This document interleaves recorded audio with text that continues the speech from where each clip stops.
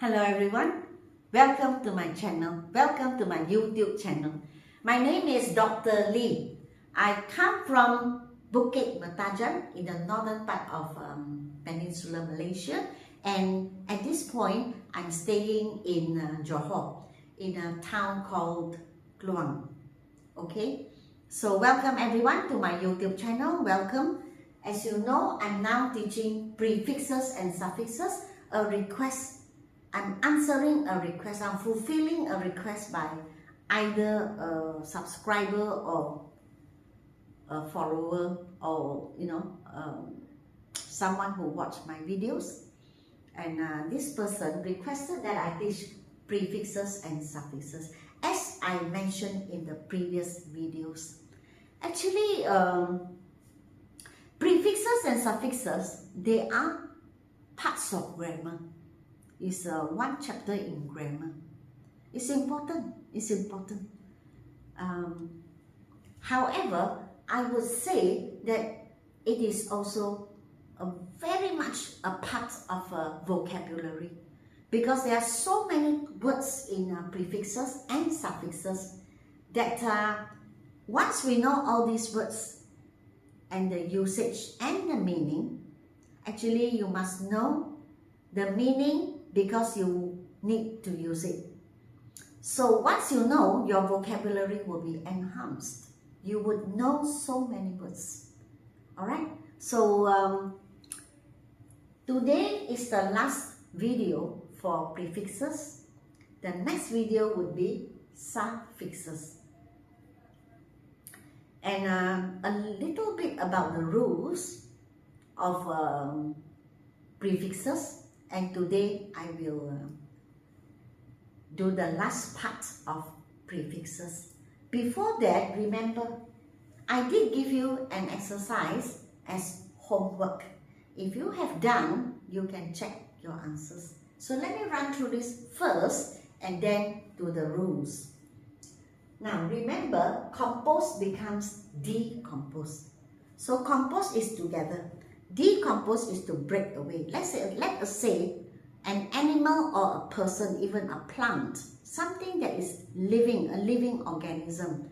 If that person, animal or plant dies, what happens? They decompose. Decompose means the flesh starts coming out. Okay? It breaks away into pieces. That is called decompose. So for the word compose, the opposite would be decompose. Food, superfood. As you know, super like Superman. Super is something or someone who has powers or ability that is beyond normal people. Okay, so this food, superfood means to say it is maybe it's very, very nutritious, it's very, very good. Okay, self-confident. We put self, which means own self.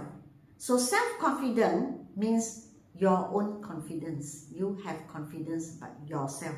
Okay? Of course, this is an adjective. When you say detached, it means by itself. Semi-detached means half. Like houses, semi-detached, half. That means they share one wall. This one, this one. Okay? Supermarket.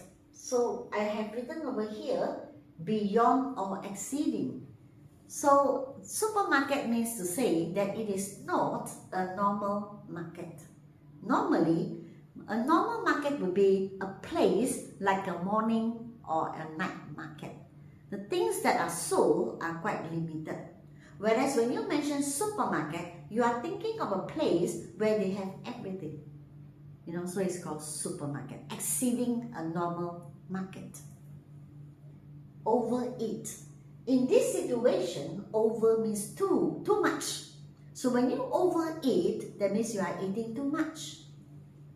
Upward. Word is something to do with direction. So when you say up, it means pushing it up, upwards, going to the up direction. Okay? Antibiotics. When a person is sick, the doctor may prescribe antibiotics to fight with the bad bacteria in the body. So anti means against, like anti-dada, going against dada. Okay? Postcard. The word post is after, not before, because before means pre, after means post. So why do we say postcard? We normally go send a postcard or buy a postcard after we have visited the place. Like I go to a place, it's so beautiful, so a day or two later before I go back, I buy a postcard. So that postcard could be posted or just buy for as a souvenir, but it is after the event or after the place we have visited. Okay? So post means after. What about mid-March? March is the third month of the year. Mid-March means the middle of March. Okay, so normally in schools we have mid-year examinations, meaning in June, the middle of the year. So mid actually means middle. Okay, midway, halfway. You're traveling, midway means halfway. Okay, upkeep. Up means to go upwards, not to let it go down. So to upkeep would simply means to maintain, and maintain means to say to keep it going up, don't let it become worse. Okay? Antiseptic, as I said, anti is against. So a person has a wound, a person cuts himself or herself accidentally. So you need antiseptic to wash the wound. And why do we need an antiseptic? Because the anti there is going against the bad bacteria that may be attacking the wounds. Alright? Postmortem. Post means after. So a postmortem is done after a person has died. And you want to find out why the person died. It's after. It cannot be done when the person is alive. So post means after death of a person. The forensic unit will need to do a postmortem if they want to find out why the person died. Okay, so post is after. Automobile. Auto, automatic. So auto means by itself. So automobile is a car, machines that can, normally cars, alright, cars or lorries, So auto means to say once you on the engine and you step on the accelerator, it moves. Here automobile means it moves on its own, of course, with the engine on. The meaning here means to say, you don't imagine that how can the car move by itself. No, not that. It means to say that with the proper, you switch on, you turn on or switch on, the ignition key, the car moves. You don't need an external force. You don't need someone to stand behind and push. That's why it is called an automobile, right? Self-reliant. Self-reliant means depending on yourself, not asking others to do it for you. So you are self-reliant. That means you depend on yourself. Because reliant means dependent. Okay, depend. Semi-final. Final is the last part of a competition, for example. So semi normally is competition or matches. So semi-final is the half before you enter the finals. Postcode. Code actually means number. Post means after. So postcode means to say numbers that appear after your address.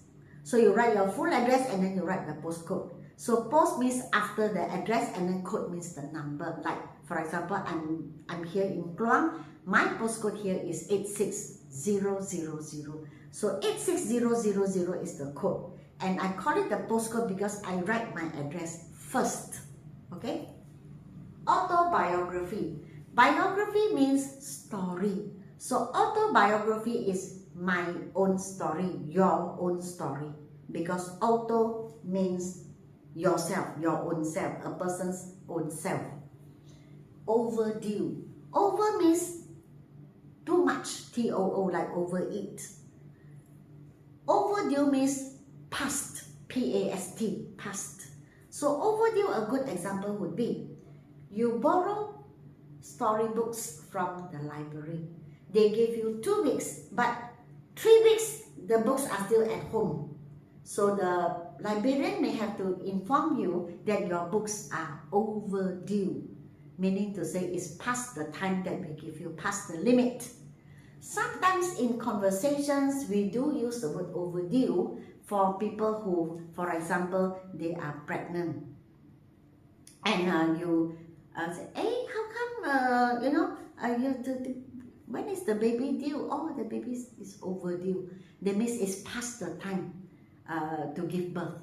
So if the doctor could have said 3rd of March, but by the 13th of March, you still haven't, delivered the child, the baby. So it's overdue. Okay? So that's it for the exercise over here. Now this part. Now you know that prefixes are groups of letters, maybe 2 letters, 3 letters, or 4 letters that you put in front of the root word. What is the purpose? The rule here is to change the meaning, but not the spelling. Meaning to say the root word remains the same. You don't change the spelling, you just add words in front to change the meaning. All these are the meanings. Like super, self means your own, semi means half, pre means before, post means after. So you got to know the meaning of the word you want to use, and then you see which letters you should put in front. So like all these are called the root word. The root word is the original word. Normally, okay? Normally, when we have the word, the word starts with L. Normally, we will put IL. So legal becomes illegal. Legal means following the law, but illegal means it's not following the law, it's going against the law.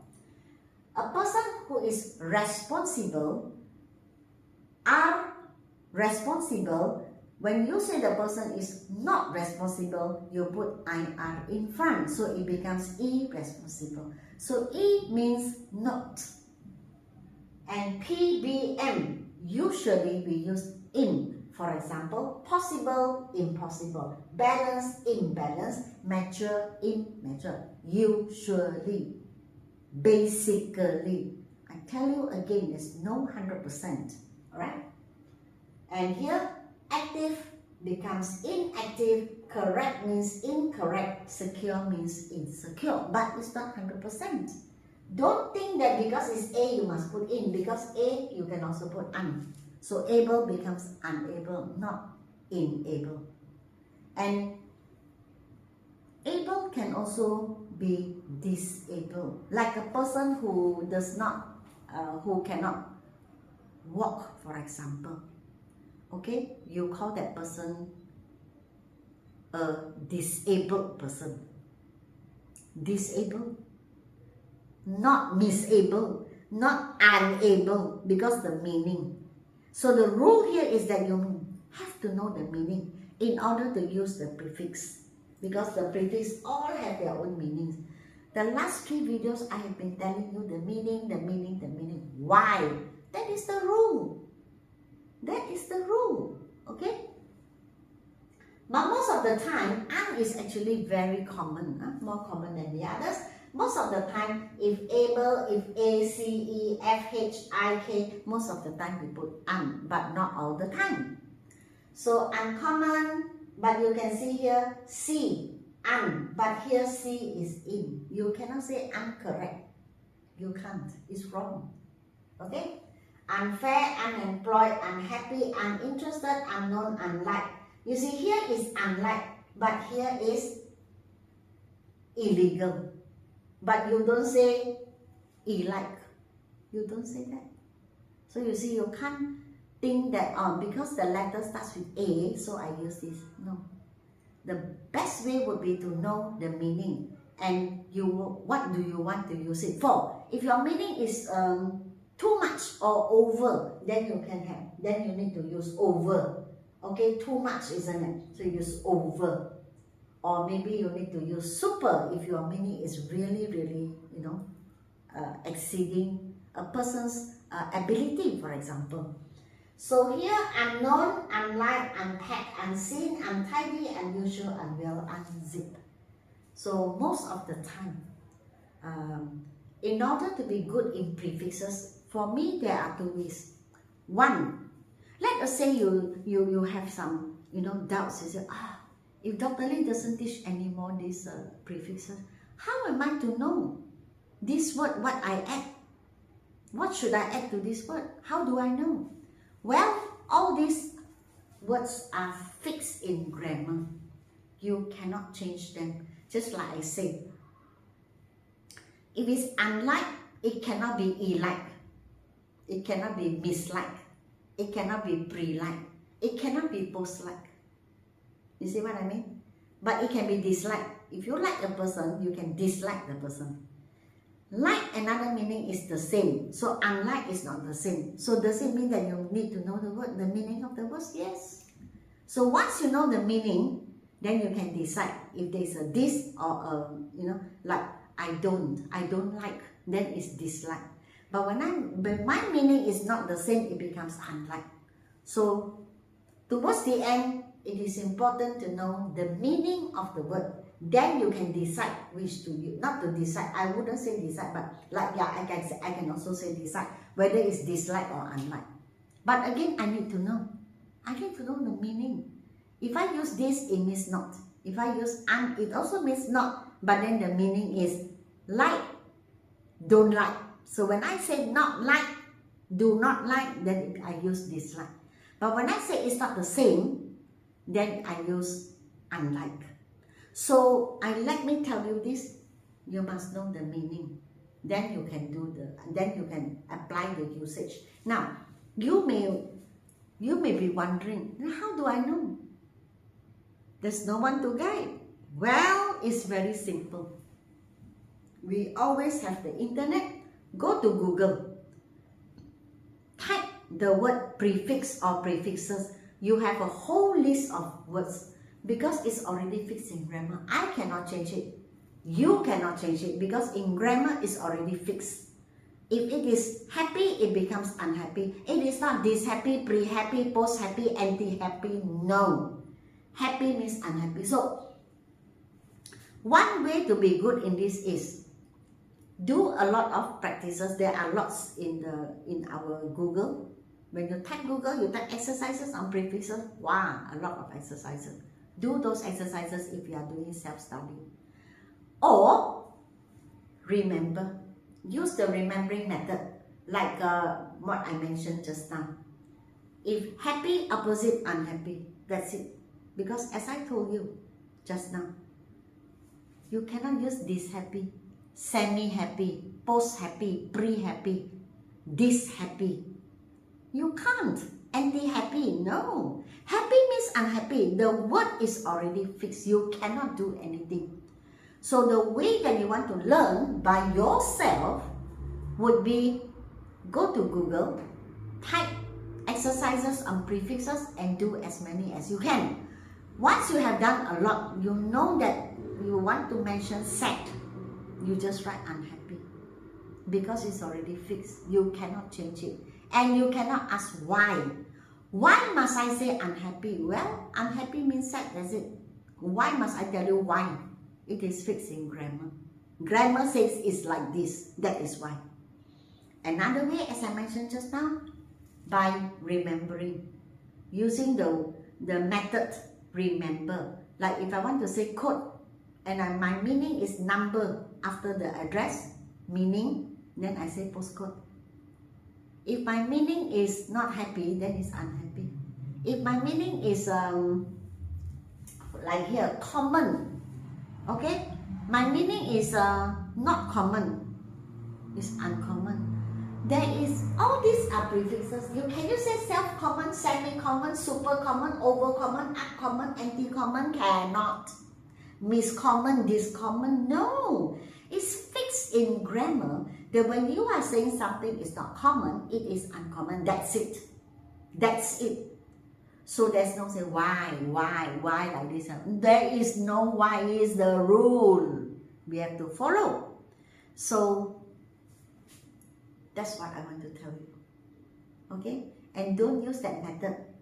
If A, I use un. If B, I use in. If C, I use this. it doesn't work. But basically, it's like this, basically. Okay, so you really want it to work, you really want to know, then you can refer to Google, type the word prefixes, and the whole list comes out. As you do exercise, you can refer. Do exercise, you can refer. Okay, or another way, as I mentioned just now, by putting it here. Happy, unhappy. Common, uncommon. If I say place, and place is to put, you know. Place is not a place. To place. To place is to put. So, I forgot where I put my things. I misplaced my things. So that means when you put it in the wrong place, you say misplaced. That's the meaning. It cannot be unplaced, pre-placed. It cannot be, you know, semi-placed, post-placed, anti-placed. Cannot. So know the meaning and know which word to put in front to change the meaning. If you don't know, always refer to the fixed list of words that you can find either in grammar books or in, go to Google and check. Or if prefixes, if this word, the opposite meaning means like this, then the word will come out. And either you do lots of practice or you put it here. Remember it, that's all. Okay, so a little bit of an announcement. If you want to buy my book level 1 or level 2, please WhatsApp to me. Okay, WhatsApp. Or if you want to learn English, if you want to take a course with me, whether it's reading, writing, listening or speaking, you can also do the same thing. WhatsApp to me. Okay, do not call because sometimes I may be teaching, I'm unable to take calls. Or I may be like doing what I'm doing now, I'm uploading a video, I cannot answer any calls. So WhatsApp is the best. Definitely I will reply, but it may take some time, but I will.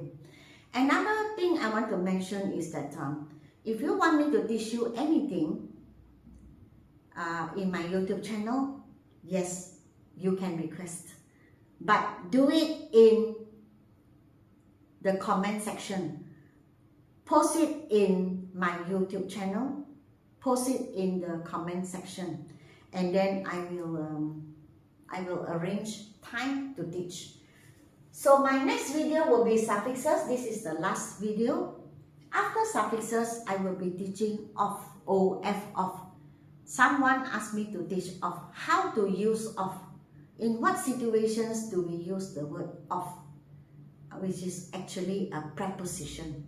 I have promised to teach. So after suffixes, which I think 4 videos, I will teach of. So if you have anything you want me to teach, please post it in my YouTube channel in the comment section and I will arrange time to teach you.